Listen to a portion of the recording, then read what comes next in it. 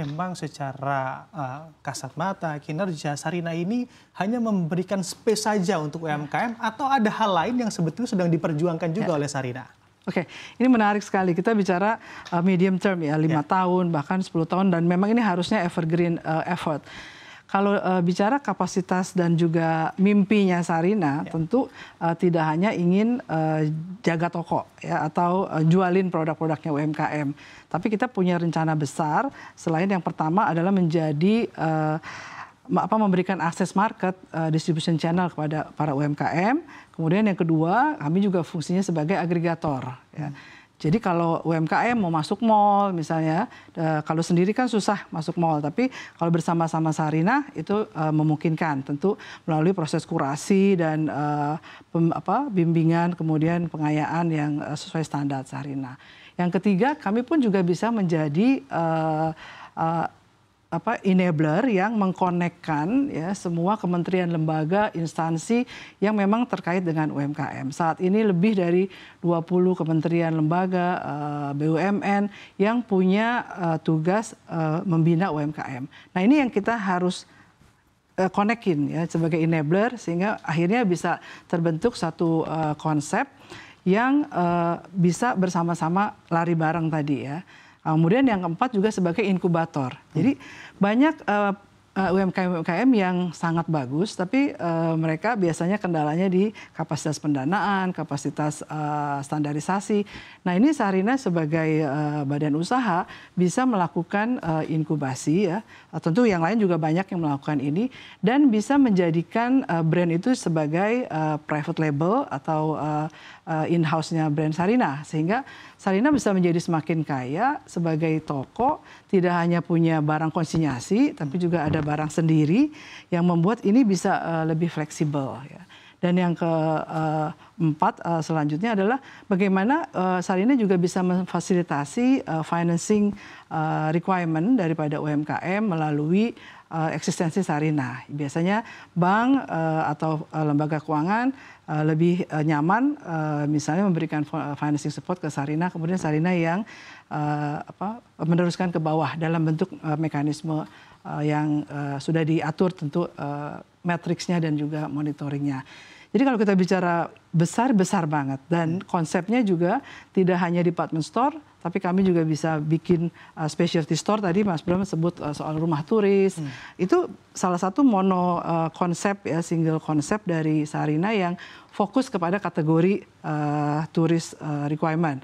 Kemudian kami punya rumah kosmetik nanti ya, akan launching segera, itu juga fokusnya di kategori kosmetik. Nanti misalnya ada rumah teh, rumah jamu, rumah kopi, rumah kria ya, itu yang akhirnya bisa lebih fleksibel menyebar kemana-mana, masuk mall, masuk airport, masuk train station, karena sifatnya udah lebih kecil-kecil dan lebih fokus. Akhirnya semua diversifikasi portfolio ini yang bisa memungkinkan Sarinah go beyond retail ya, menjadi elevating programnya Sarinah, tapi tetap akarnya adalah nurturing kepada UMKM. Oke, baik, ada rumah turis, rumah make up, begitu ya, ada konsep dan kategori-kategori yang dibuat oleh Sarinah.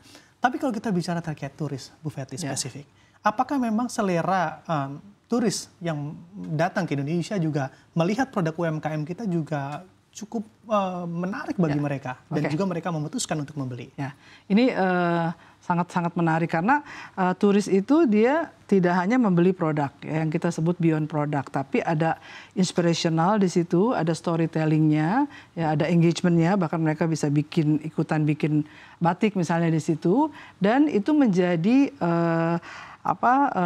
sesuatu memorable yang dia bawa ke negaranya. Makanya spesifik Sarinah di rumah turis ini menghadirkan itu semua ya, experiential, kemudian inspirational, engagement, dan personalized. Ini yang kita akan fokuskan sehingga turis ini tidak hanya membeli sehelai kain, tapi kain itu apa filosofi dan bagaimana membuatnya.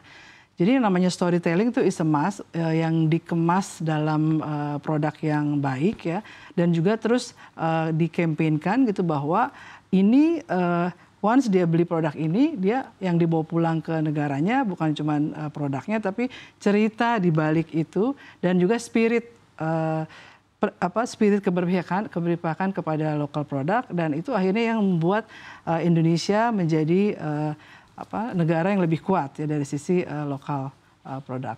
Oke, baik. Dengan tentunya mimpi-mimpi yang juga mulai dijajaki oleh Sarinah, tentu tidak bisa berjalan sendirian di sana, Bu Fetty. Ada beberapa stakeholder yang juga harus berkaitan untuk mendukung ekosistem di sektor retail. Sebetulnya bicara terkait dukungan dari pemerintah, apa yang Anda harapkan dukungan dari pemerintah ini? Baik, ini juga lagi kami garap ya, proyek bagaimana Indonesia atau katakanlah pavilion Indonesia hadir di negara-negara lain.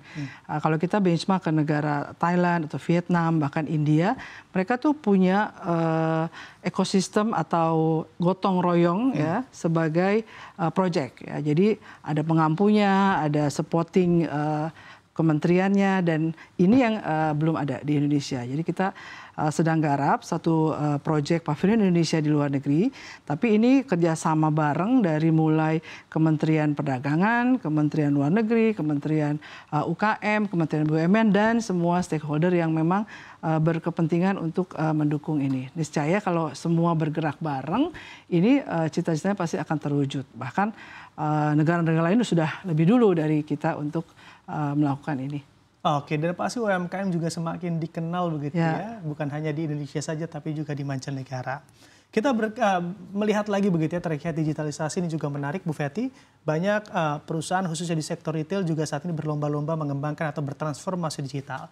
Sebetulnya terkait atau dikaitkan pula dengan anggaran dan juga cash yang dimiliki oleh Sarinah, apakah Sarinah juga memberikan space tersendiri atau ruang tersendiri untuk memfokuskan transformasi digital atau inovasi teknologi digital yang akan diterapkan di Sarinah? Ya, ini yang tadi seperti aku sampaikan di awal, ini sudah tidak bisa dihindari lagi, it's a must.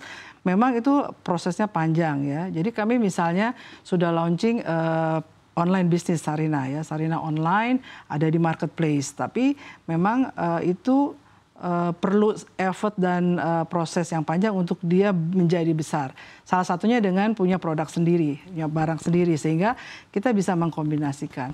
Jadi sekarang ini banyak sekali digital business atau company-company yang memfokuskan kepada digitalisasi, dan ini tinggal kita kolaborasi saja. Jadi Sarinah punya masaknya ya, si UMKM yang siap didigitalkan, mereka punya perangkatnya, punya investmentnya, tinggal kita kawinkan ini jadi gerakan lagi secara bersama-sama untuk digitalisasi. Oke, apakah juga menyerap capex yang cukup tinggi untuk transformasi digital ini? Ya, memang ini biasanya digital identik dengan capex yang besar, investment yang besar. Tapi sekali lagi ini tidak harus semua ditanggung atau dikeluarkan oleh Sarinah. Kita mengenal yang namanya sekarang asas gotong royong. Pak Presiden juga menyarankan seperti itu. Dari holding kami pun juga kolaborasi sangat diutamakan. Dan itu bisa membuat capex-nya tidak menjadi besar dan akhirnya bisa ringan digotong bersama-sama.